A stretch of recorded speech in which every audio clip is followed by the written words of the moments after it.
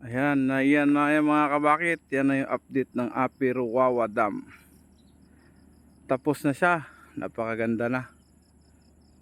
Yung dating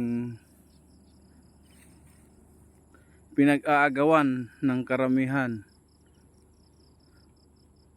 Tapos ngayon natapos na. Kung nakikita nyo dun sa kabila na yan, nandyan na naman lumipat yung mga batikan na operator na nanggaling dito. Yung iba na gumawa nito, naging parte sa dam na to, may kanya-kanyang destinasyon sa buhay na.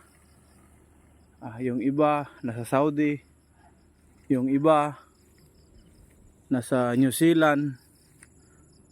Yan, napakaganda. At ako naman ngayong April 3 pupunta na ng Canada.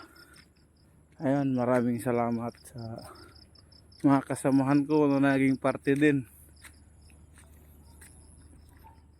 Yan, yung dating magandang barracks, ngayon puno na ng mga saging.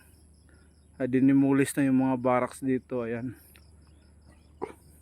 kasi nilipat na doon sa kabilang bundok, sa barangay Kalawis, Sitio Apia.